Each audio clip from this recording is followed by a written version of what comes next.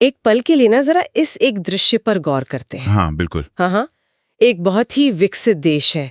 वहाँ करोड़ों डॉलर की लागत से बना एक एकदम अत्याधुनिक और विशाल कॉलेज कैंपस है, लेकिन वो पूरी तरह से खाली पड़ा है। मतलब कक्षाएं एकदम सुनी हैं। हाँ, और जो आसपास के कॉफी शॉप्स हैं या ग्रोसरी स्टोर्स हैं ना, वो सब बंद होने की कगार पर है।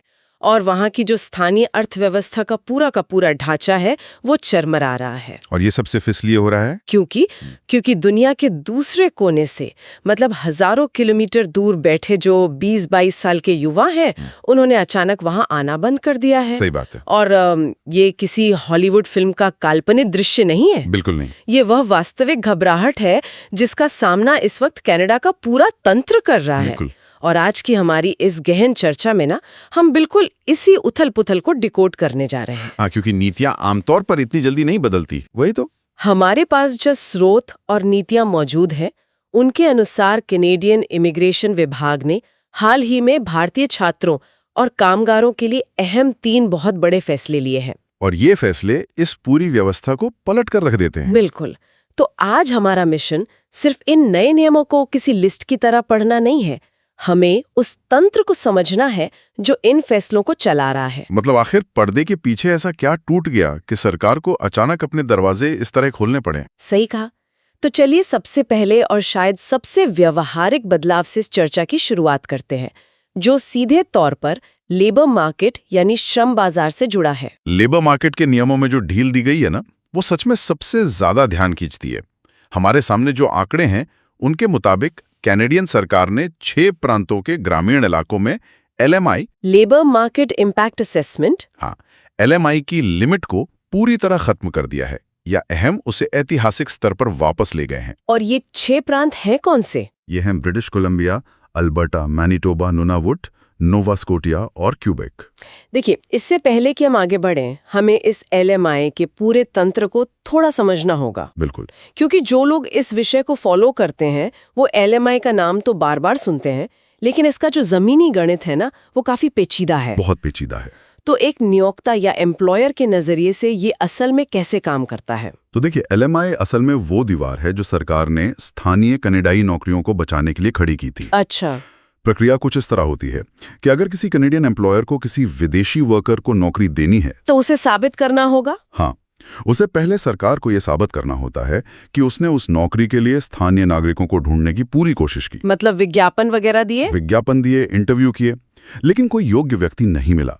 और अहम, इसके साथ ही एक भारी भरकम फीस भी जुड़ी होती है। तो ये एक तरह की रुकावट है। बिल्कुल। इतिहास में देखें तो सरकार ने ये सीमा तय कर रखी थी कि कोई भी व्यवसाय अपने कुल कर्मचारियों का केवल 10% ही विदेशी कामगारों से भर सकता है। सिर्फ 10%? हाँ, बाद में कुछ क्षेत्रों में इसे बढ़ाकर 15% किया गया। लेकिन दिलचस्प बात यह है कि हमारे स्रोत बताते हैं कि अब इन 6 प्रांतों के ग्रामीण इलाकों में ये छूट वापस 40 से 50% तक कर दी गई है। और कुछ मामलों में तो लिमिट पूरी तरह हटाई दी गई है। रुकिए एक मिनट, यहीं पर मेरे मन में एक बड़ा सवाल उठता है। पूछिए।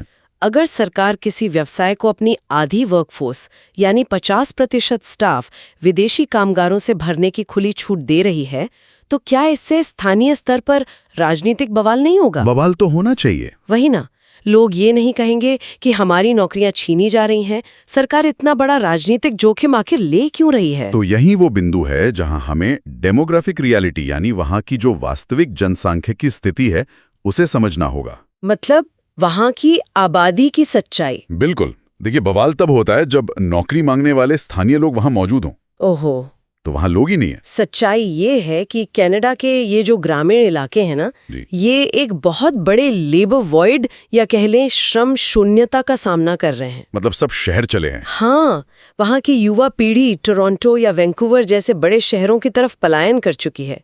इन 6 प्रांतों के ग्रामीण इलाकों में कारखाने हैं, बड़े बड़े खेत हैं, छोटे व्यवसाय भी होंगे। छोटे व्यवसाय हैं, लेकिन अहम उन्हें चलाने वाले हाथ नहीं है वहाँ। समझ गए। अगर सरकार ये 50% वाली छूट नहीं देती ना, तो वे व्यवसाय ही हमेशा के लिए बंद हो जाते। तो ये फैसला स्थानीय लोगों की नौकरियां छीनने के लिए नहीं है। नहीं, ये उन कस्बों की अर्थव्यवस्था को पूरी तरह से मरने से बचाने के लिए लिया गया है। ये तो बहुत ही अलग नजरिया है। ये ऐसा है जैसे किसी एक्सक्लूसिव क्लब का वीआईपी पास बांटा जा रहा हो, लेकिन शर्त ये है कि आपको शहर की भीड़-भाड़ वाली मुख्य ब्रांच के बजाय किसी शांत और दूर दराज की ग्रामीण ब्रांच में जाना होगा। बिल्कुल सटीक उदाहरण है ये। और अहम, इसका एक बहुत दिलचस्प भौगोलिक पहलू भी है। हमने जिन 6 प्रांतों का नाम लिया, उनमें नुनावुत भी शामिल है। हाँ, नुनावुत। जरा सोचिए, नुनावुत ये कनाडा का वो सुदूर उत्तरी इलाका है जहां का तापमान 0 से कई डिग्री नीचे रहता है। पूरी तरह से बर्फ से ढका हुआ इलाका। हाँ, तो एक इंटरनेशनल छात्र जो शायद भारत के किसी गर्म शहर से आया है, उसे सीधे नुनावुत या अल्बर्टा के किसी सुदूर ग्रामीण इलाके में भेजना, मतलब ये कोई आसान बात तो है नहीं। बिल्कुल आसान नहीं है, और इसीलिए सरकार सिर्फ नियम आसान नहीं कर रही है। तो और क्या कर रहे हैं वो इसके साथ एक बहुत बड़ा आकर्षण भी जोड़ रहे हैं, और वो है 50 पॉइंट्स की वापसी। अच्छा, स्रोत के अनुसार जो LMI वर्क परमिट के साथ 50 अतिरिक्त पॉइंट इमिग्रेशन डिपार्टमेंट ने पहले बंद कर दिए थे। हाँ, वो फिर से वापस जोड़े जा सकते हैं। इस 50 पॉइंट्स वाले तंत्र को ना थोड़ा और गहराई से समझते हैं। चलिए।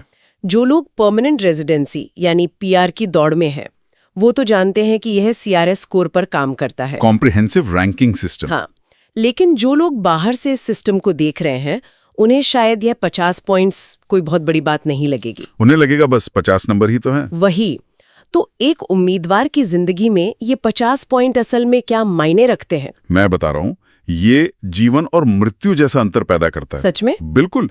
CRS स्कोर वो पैमाना है जिस पर हर PR चाहने वाले को तौला जाता है। मतलब उम्र, शिक्षा, भाषा क्षमता। हाँ, इन सब के आधार पर पॉइंट मिलते हैं।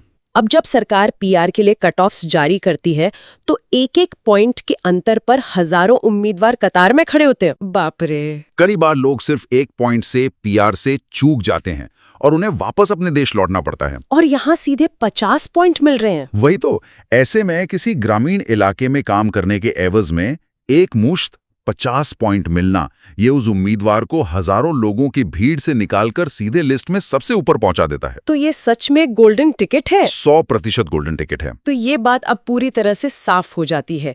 ग्रामीण इलाकों के कारखानों के दरवाजे खुले हैं और वहां जाने वालों को PR का गोल्डन टिकट दिया जा रहा है। हाँ। लेकिन यहाँ एक बहुत बड़ी तार्किक समस्या नजर आ रही है मुझे। क्या? कारखानों में काम करने के लिए देश के अंदर लोग भी तो होने चाहिए। सही बात है। और जैसा कि हमने शुरुआत में कहा, लोग तो आ ही नहीं रहे थे, छात्र आना बंद हो गए थे, तो इन खुले दरवाजों का फायदा क्या है? और यही वो कड़ी है जो हमें आज के दूसरे सबसे बड़े और सच कहूं तो हैरान करने वाले अपडेट की तरफ ले जाती है। तो जब सरकार को ये एहसास हुआ कि उनके पास ग्रामीण इलाकों में भेजने के लिए पर्याप्त वर्कफोर्स ही नहीं बची है, तो उन्होंने सीधे स्रोत पर काम करना शुरू किया, यानी नए लोगों को तेजी से देश में लाना। और उन्हें लाने की जो गति है ना, वो सच में चौंकाने वाली है। बहुत तेज है। स्रोत के आंकड़ों के अनुसार अब भारतीय छात्रों को सिर्फ 14 से 15 दिनों के अंदर स्टडी वीजा जारी किया जा रहा है। सिर्फ 2 हफ्तों में। मुझे यहाँ थोड़ा रुककर इस पर सवाल उठाना है। 14 दिन, ये तो कई जगहों पर एक सामान्य स्थानीय पासपोर्ट रिन्यूअल से भी तेज है। हाँ, बिल्कुल है। अगर कोई पश्चिमी देश रातों रात इतनी तेजी से वीजा बांटने लगे, तो क्या वे सिक्योरिटी चेक्स, बैकग्राउंड वेरिफिकेशन और उन सभी कड़े पैमानों को दरकिनार नहीं कर रहे हैं? कर तो रहे हैं। तो ये प्रक्रिया में तेजी कम और हताशा ज्यादा लग रही है मुझे। हताशा इसके लिए बहुत ही सटीक शब्द है। इसे विशुद्ध रूप से क्राइसिस मैनेजमेंट कहा जाएगा। मतलब हालात हाथ से निकल रहे थे। बिल्कुल।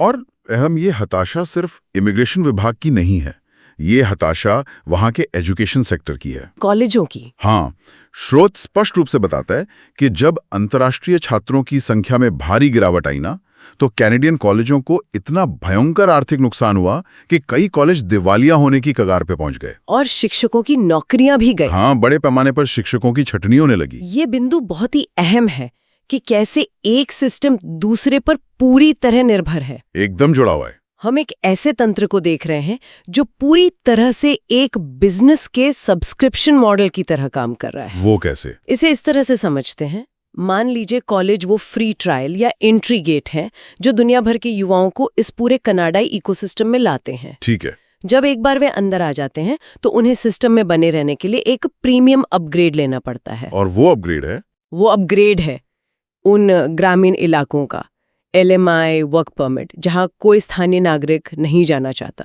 बहुत ही शानदार एनालॉजी है ये। और वो जो कॉलेज का एंट्री गेट है ना, वो सिर्फ एक शैक्षणिक संस्थान नहीं है। मतलब सिर्फ पढ़ाई नहीं होती वहाँ? नहीं। जब वे छात्र वीजा लेकर 14 दिन में वहां पहुंचते हैं तो वो सिर्फ कॉलेजों की फीस नहीं भरते, वो वहां के मकानों का भारी किराया देते हैं, वो वहां के ग्रोसरी स्टोर से राशन खरीदते हैं, पब्लिक ट्रांसपोर्ट का इस्तेमाल करते हैं। बिल्कुल। एक अंतर्राष्ट्रीय छात्र स्थानीय अर्थव्यवस्था में जो पूंजी डालता है ना, वो एक स्थानीय कनाडाई छात्र के मुकाबले कई गुना ज्यादा होती है। अरे वाह! तो जब वो पूंजी आनी बंद हुई तो सिर्फ कॉलेज नहीं गिरे, बल्कि उनके आसपास बसा पूरा का पूरा स्थानीय बाजार चरमरा गया। और इसी पूंजी को वापस खींचने के लिए सरकार ने एक और बहुत बड़ा कदम उठाया है। Spouse work permit. हाँ, स्पाउस ओपन वर्क परमिट की वापसी। स्रोत बताता है कि अब छात्र फिर से अपने जीवन साथी को अपने साथ ला सकेंगे। ये बहुत बड़ा फैसला है। तो ये तंत्र कैसे काम करता है और ये अर्थव्यवस्था के लिए एक डबल इंजन की तरह कैसे साबित होता है? एम स्पाउस ओपन वर्क परमिट शायद सरकार का सबसे चतुर आर्थिक दाव है इस पूरी कहानी में। चतुर कैसे? देखिए, जब एक अंतर्राष्ट्रीय छात्र अपने जीवन साथी को साथ लाता है तो सरकार को एक ही वीजा आवेदन पर 2 अलग-अलग तरह के आर्थिक लाभ मिलते हैं। अच्छा, एक तो फीस हो गई। हाँ, एक तरफ छात्र भारी भरकम फीस देकर कॉलेज के इंफ्रास्ट्रक्चर को बचाता है, और दूसरी तरफ उसका जीवन साथी ओपन वर्क परमिट पर होता है, जिसका सीधा मतलब है कि वो पूरे समय यानी फुल टाइम काम कर सकता है। ओहो! वो जीवन साथी उन फैक्ट्रियों, रेस्टोरेंट्स या रिटेल स्टोर्स में काम करता है जहां कामगारों की सख्त जरूरत है। और वो टैक्स भी तो भरता है? बिल्कुल, वो टैक्स भरता है।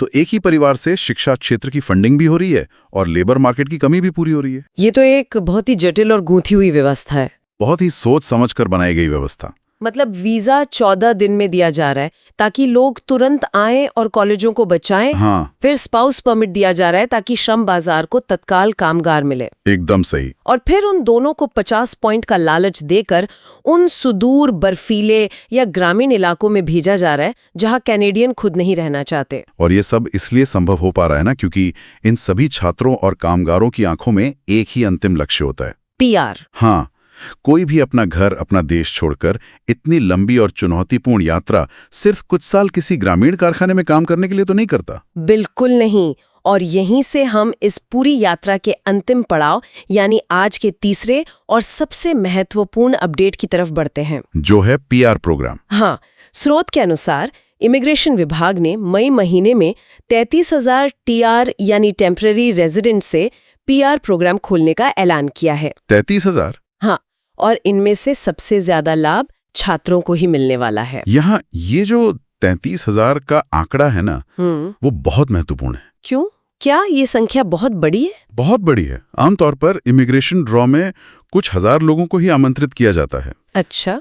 लेकिन एक मुश्त 33,000 अस्थायी निवासियों को स्थायी नागरिकता की तरफ ले जाना, ये एक बहुत बड़ा ढांचागत बदलाव है। लेकिन एक बात बताइए, सरकार बाहर से नए लोगों को सीधे पीआर देने के बजाय पहले से मौजूद इन टेम्पररी रेजिडेंट्स को पीआर देने पर इतना जोर क्यों दे रही है? इसके पीछे का अर्थशास्त्र बहुत स्पष्ट है। क्या तर्क है इसके पीछे? जो लोग टीआर पर हैं, यानी जो छात्र या कामगार पहले से वहां रह रहे हैं, वे कनाडाई समाज में पूरी तरह से इंटीग्रेट हो चुके हैं। मतलब घुल मिल गए हैं। हाँ, वे वहां के मौसम के आदी हो चुके हैं, वे वहां के कानून समझते हैं, और सबसे महत्वपूर्ण बात, काम का अनुभव।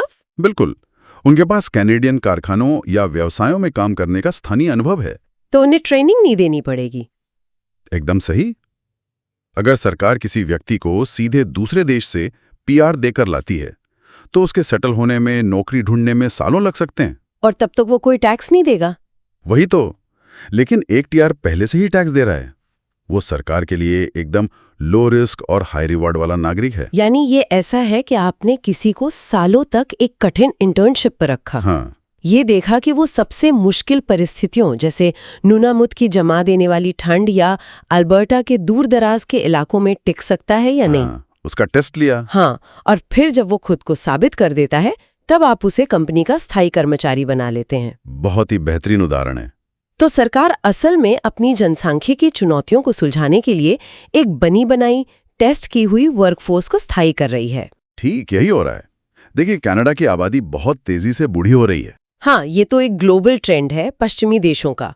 उन्हें अपने pension system, health care system और पूरे सरकारी ढांचे को चलाने के लिए ऐसे युवाओं की जरूरत है जो अगले 30-40 साल तक लगातार टैक्स भरते रहें। और ये 33,000 का आंकड़ा उसी दीर्घकालिक रणनीति का हिस्सा है। बिल्कुल। सुनने वालों के लिए ये समझना बहुत दिलचस्प है कि कैसे ये पूरी इमिग्रेशन व्यवस्था एक मशीन के अलग-अलग पुर्जों की तरह आपस में जुड़ी हुई है। हाँ, एक पुर्जा दूसरे को चलाता है। और अगर एक पुर्जा जैसे अंतर्राष्ट्रीय छात्र काम करना बंद कर दे तो पूरी मशीन ही रुकने लगती है। और जब मशीन रुकने लगती है ना, तो सरकार को ऐसे यूटर्न लेने पड़ते हैं जिन पर हम आज चर्चा कर रहे हैं। मतलब नियम बदल जाते हैं। अचानक नियम नरम हो जाते हैं, वीजा तेजी से बंटने लगते हैं, और जो पुराने कड़े कानून थे उन्हें कुछ समय के लिए ताक पर रख दिया जाता है। तो अगर हम आज की इस पूरी चर्चा के धागों को एक साथ समेटें तो हमने देखा कि कैसे 3 अलग-अलग दिखने वाले फैसले असल में एक ही बड़ी समस्या का समाधान है। बिल्कुल। पहला, ग्रामीण इलाकों में LMI की छूट, ताकि स्थानीय व्यवसायों को मरने से बचाया जा सके और वहां एक नई वर्कफोर्स खड़ी की जा सके। सही है। दूसरा, 14 दिन के अंदर फास्ट ट्रैक वीजा और स्पाउस वर्क परमिट की वापसी, ताकि दिवालिया हो रहे एजुकेशन सिस्टम को तुरंत जीवन दान मिले और देश में नए लोग आएं और पैसा भी आए। हाँ। और तीसरा, इन सभी लोगों को उसी कठिन रास्ते पर बनाए रखने के लिए 33,000 TR से PR के रूप में एक विशाल अंतिम लक्ष्य सामने रखना। ये ग्लोबल टैलेंट माइग्रेशन यानी वैश्विक प्रतिभा पलायन का एक बहुत ही स्पष्ट उदाहरण है। बहुत ही सटीक उदाहरण है। हाँ। ये दिखाता है कि कैसे एक देश अपनी आर्थिक और भौगोलिक कमियों को पूरा करने के लिए दुनिया भर के युवाओं की आकांक्षाओं का इस्तेमाल एक टूल या औजार की तरह करता है। बिल्कुल।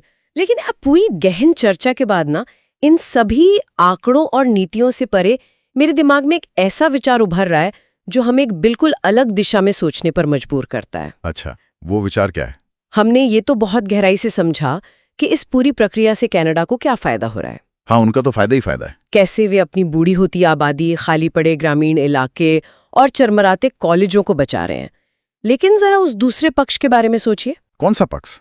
अगर कनाडा एक झटके में 33,000 सबसे कुशल, सबसे युवा और सबसे मेहनती लोगों को अपनी अर्थव्यवस्था में पक्के तौर पर सोख रहा है, तो पीछे छूट जाने वाले देशों का क्या? ओहो, ये तो... कल्पना कीजिए भारत के उन हिस्सों की, जैसे पंजाब या अन्य राज्य जहां से ये युवा बड़ी संख्या में जा रहे हैं। हाँ, बहुत जाते हैं। जब कोई युवा 14 दिन में वीजा लेकर जाता है तो वो सिर्फ एक व्यक्ति नहीं जाता, वो अपने साथ अपने परिवार की जीवन भर की जमा पूंजी, अपनी ऊर्जा और अपना टैलेंट लेकर जाता है। और वो पैसा और टैलेंट वहां की अर्थव्यवस्था में लग जाता है।